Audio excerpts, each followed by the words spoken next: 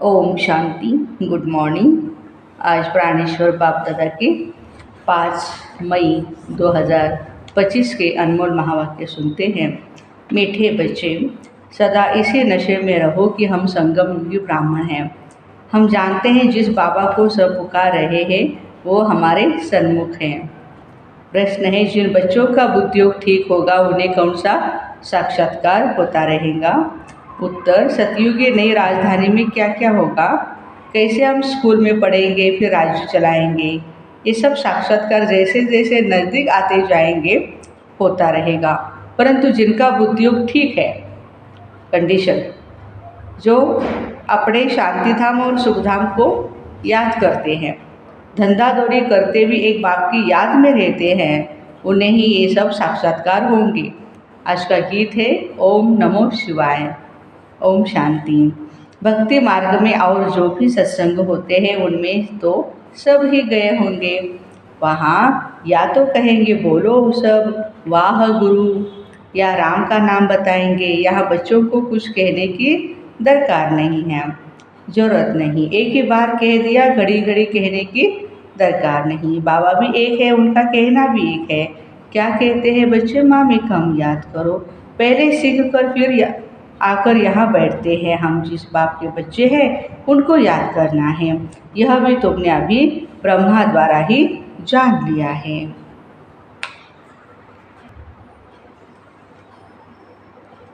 कि हम सभी आत्माओं का बाप वह एक है।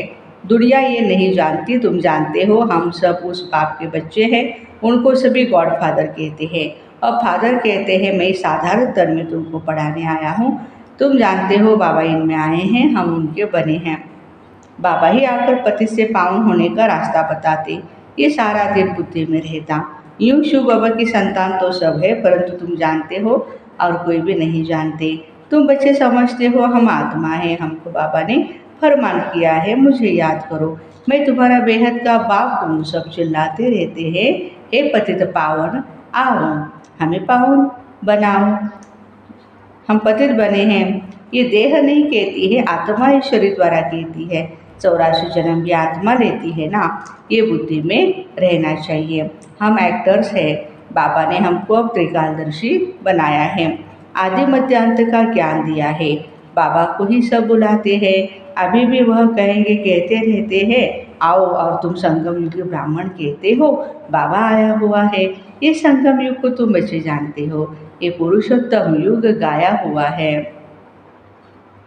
पुरुषोत्तम युग कहाँ होता है? कलयुग के अंत और सतयुग के आदि के बीच में। सतयुग में सत पुरुष, कलयुग में झूठे पुरुष रहते हैं। सतयुग में जो होकर के गए हैं उन्हों के चित्र है। सबसे पुराने के पुराने यह चित्र है। इनसे पुराने चित्र कोई नहीं होते। ऐसे तो बहुत मनुष्य फालतू चित्र बैठ बनाते रहते हैं। ये तुम जानते हो कौन कौन होकर के गए हैं। जैसे नीचे अम्बा का चित्र बनाया अथवा काली का चित्र बनाया, तो ऐसी भुजाओं वाली थोड़ी हो सकती है। अम्बा को भी 2 भुजाएं होगी ना। मनुष्य तो जाकर हाथ जोड़ते पूजा करते हैं। भक्ति मार्ग में अनेक प्रकार के चित्र बनाए हैं। मनुष्य के ऊपर ही भिन्न भिन्न प्रकार की सजावट करते तो रूप बदल जाता है। जैसा उनका रोल होगा उस अनुसार वो अपनी जो भी रूप है या मेकअप है करते रहेंगे। मनुष्य के ऊपर है। तो ये चित्र आदि वास्तविक कोई है नहीं, ये सब है भक्ति मार्ग। यहाँ तो मनुष्य लूले लंगड़े निकल पड़ते हैं। सतयुग में ऐसे नहीं होते हैं। सतयुग को भी तुम बच्चे ही जानते हो। आदि सनातन देवी देवता धर्म था। यहाँ तो ड्रेस देखो, हर एक की अपने अपनी कितनी वैरायटी है। वहाँ तो यथा राजा रानी तथा प्रजा होते हैं। जितना नज़दीक होते जाएंगे तो तुमको अपनी राजधानी की ड्रेस आदि का साक्षात्कार होता रहेगा। देखते रहेंगे हम ऐसे स्कूल में पढ़ते हैं, यह करते हैं। देखेंगे भी वह जिनका बुद्धियोग अच्छा होगा, अपने शांति धाम और सुख धाम को याद करते होंगे। धंधा दौड़ी तो करना ही है। भक्ति मार्ग में धंधा आदि तो करते हैं ना। ज्ञान कुछ भी नहीं था, ये सब है भक्ति। उसको कहेंगे भक्ति का ज्ञान। वह यह ज्ञान दे नहीं सकते। तुम विश्व के मालिक कैसे बनेंगे? अभी तुमको यहाँ पढ़कर भविष्य विश्व के मालिक तुम बनते हो। तुम जानते हो ये पढ़ाई है ही नई दुनिया, अमर लोक के लिए। बाकी कोई अमरनाथ पर शंकर ने पार्वती को अमर कथा नहीं सुनाई, वो तो शिव शंकर को मिला देते हैं। अभी बाप तुम बच्चों को समझा रहे हैं, यह भी सुनते हैं ब्रह्मा बाबा। बाप बिगड़ सृष्टि के आदि मध्य अंत का राज कौन समझा सकेंगे? ये कोई साधु संत आदि नहीं है। जैसे तुम गृहस्थ व्यवहार में रहते थे वैसे यह भी, ड्रेस आदि सब वही है। जैसे घर में माँ बाप बच्चे होते हैं, फर्क कुछ भी नहीं। बाबा इस रथ पर सवार हो आते हैं बच्चों के पास। ये भाग्यशाली रथ गाया है, कभी बैल पर सवारी दिखाते हैं। मनुष्यों ने उल्टा समझ लिया है। मंदिर में कभी बैल हो सकता है क्या? श्री कृष्ण तो ही प्रिंस, थोड़े ही बैल पर बैठेंगे। भक्ति मार्ग में मनुष्य बहुत मूंझे हुए हैं। मनुष्यों को भक्ति मार्ग का नशा है, तुमको है ज्ञान मार्ग का नशा। तुम कहते हो बाबा ये संगम पर हमको पढ़ा रहे हैं, तुम हो इस दुनिया में, परंतु बुद्धि से जानते हो हम संगम युगी ब्राह्मण हैं। हम ब्राह्मण संगम युग पर है, बाकी सब मनुष्य कर युग में हैं। ये अनुभव की बातें हैं। बुद्धि कहती है हम कलयुग से अब निकल आए हैं, बाबा आए हैं, ये पुरानी दुनिया ही बदलने वाली है। ये तुम्हारी बुद्धि में है और कोई नहीं जानते। पर एक ही घर में रहने वाले हैं, एक ही परिवार के हैं। उसमें भी बाप कहेगा हम संगम युगी है और बच्चा कहेगा नहीं नहीं हम तो कलयुगी है। वहाँ वंडर है ना, बच्चे जानते हैं हमारी पढ़ाई पूरी होगी तो विनाश होगा, विनाश होना जरूरी है। तुम्हारे में भी कोई जानते हैं अगर ये समझे दुनिया विनाश होनी है तो नई दुनिया के लिए तैयारी में लग जाएंगे, बैग बैगेज तैयार कर लेंगे। बाकी थोड़ा समय है, बाबा के तो बन जाए, भूख मरेंगे तो भी पहले बाबा फिर बच्चे। देखो ये तो बाबा का भंडारा है, तुम शिव बाबा के भंडारे से खाते हो ना। ब्राह्मण भोजन बनाते हैं इसलिए इसको ब्रह्मा भोजन कहा जाता है। जो पवित्र ब्राह्मण है याद में रहकर बनाते हैं, सिवाय ब्राह्मणों के शिव बाबा की याद में कोई नहीं रह सकता। वो ब्राह्मण थोड़े ही शिव बाबा की याद में रहते हैं। शिव बाबा का भंडारा यह है जहाँ ब्राह्मण भोजन बनाते हैं, ब्राह्मण योग में रहते हैं, पवित्र तो है ही। बाकी बाबा कहते योग की बात है, इसमें ही मेहनत लगती है, गपोड़ा चल न सके। ऐसे कोई कह नहीं सकते कि मैं संपूर्ण योग में हूँ या 80% 80% में हूँ, कोई भी कह नहीं सकता है। ज्ञान भी चाहिए। तुम बच्चों में योगी वह है, योगी वह है, अंडरलाइन दिस सेंटेंस, जो अपनी दृष्टि से किसी को भी शांत कर दे।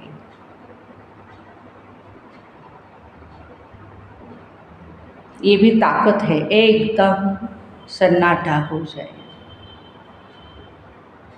जब तुम अशरीरी बन जाते हो फिर बाबा की याद में रहते हो, तो ये है सच्ची सच्ची याद।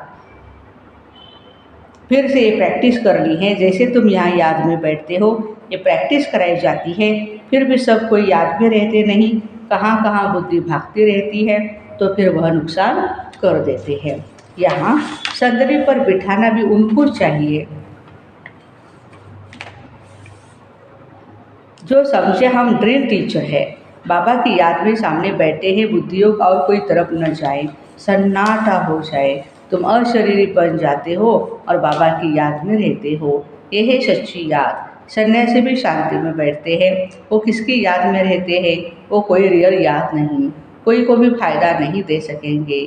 वो सृष्टि को शांत नहीं कर सकते हैं।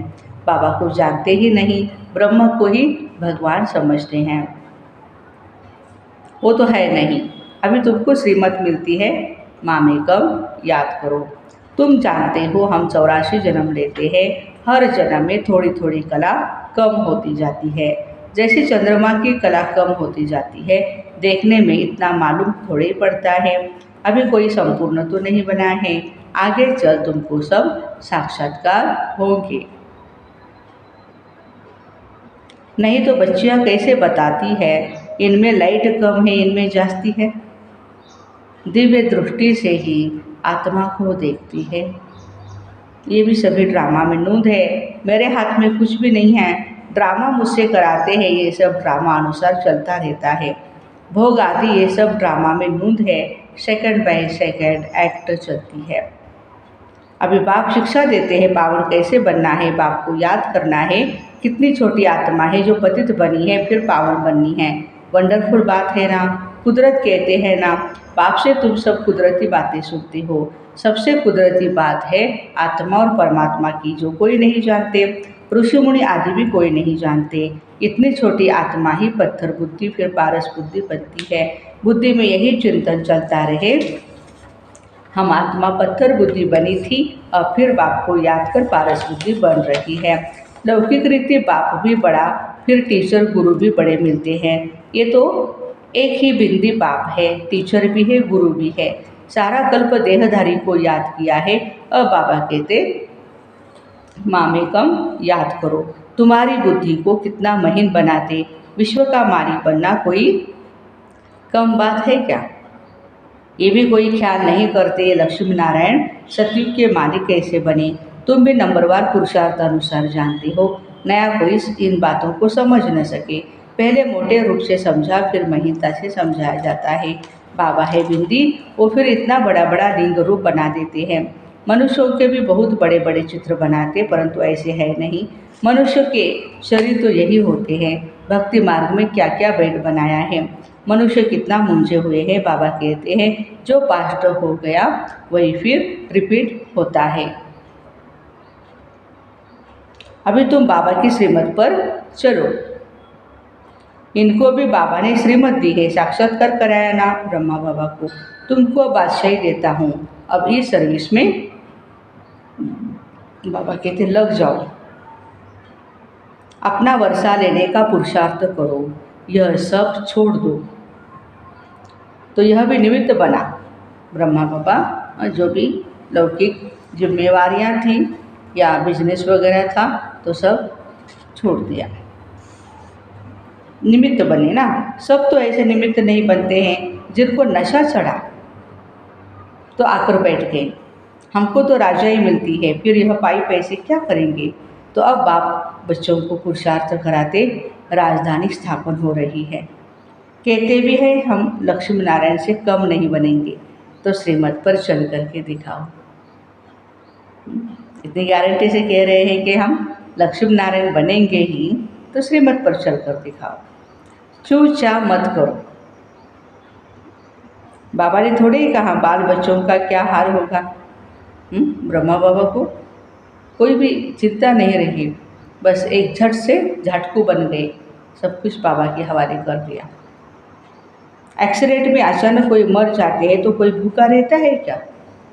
थोड़े दिन के लिए रोएंगे, फिर उनका दिनक्रम तो चलता रहेगा। कोई ना कोई मित्र संबंधी आदि देते हैं खाने के लिए। 3 दिन के लिए पहले चूल्हा नहीं जलाते ना घर में, तो फिर अड़ोस पड़ोस वाले मेहमान वो आकर के खाना देते। यहाँ देखो बाबा पुरानी झोपड़ी में रहते हैं और तुम बच्चे आकर के महलों में रहते हो। बाबा कहते हैं बच्चे, मेरे बच्चे अच्छी रीति रहे। देखो खाए पिए, जो कुछ भी नहीं ले आए उनको भी सब कुछ अच्छी रीति मिलता है। तो कुछ भी लेकर के नहीं आए, धन की सेवा नहीं कर पाए, उनको भी बाबा यज्ञ में अच्छा खिला पिलाते हैं। सभी को अनुभव है ना।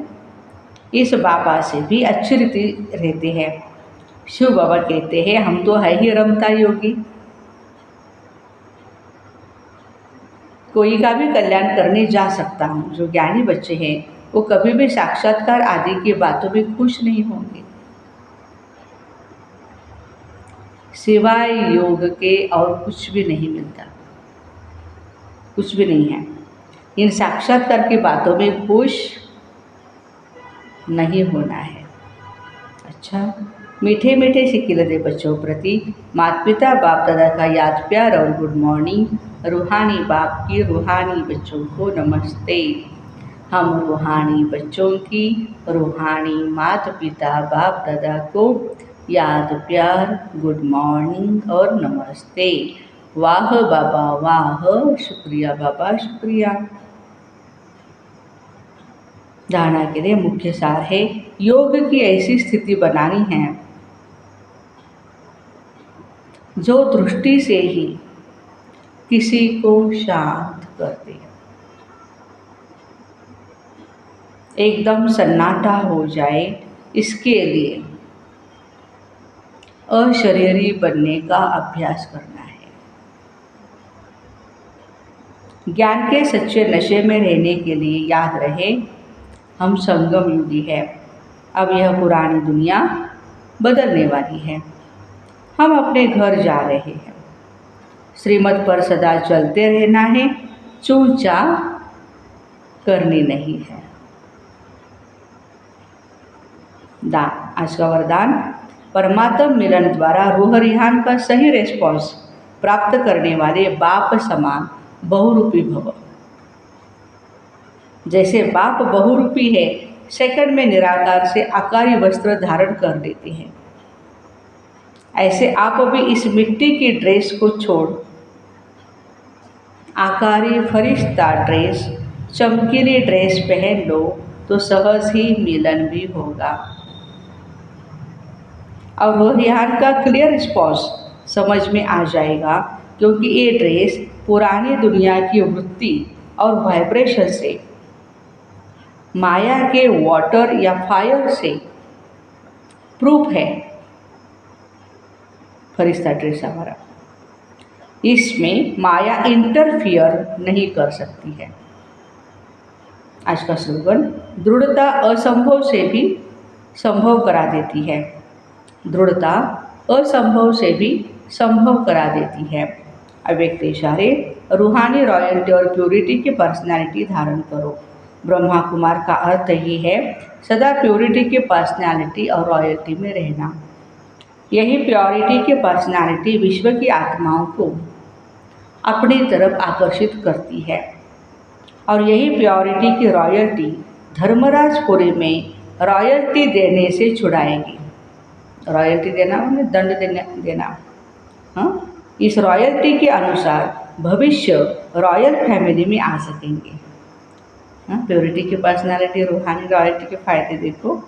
जैसे शरीर की पर्सनालिटी देहभान में लाती है, ऐसे प्योरिटी की पर्सनालिटी देही अभिमानी बनाए बाबा के समीप लाती है। तो ऐसे परमात्म मिलन द्वारा रूह रिहान का सही रिस्पॉन्स प्राप्त करने वाले बाप समान बहुरूपी भाई बहनों को ओम शांति। Have a nice day.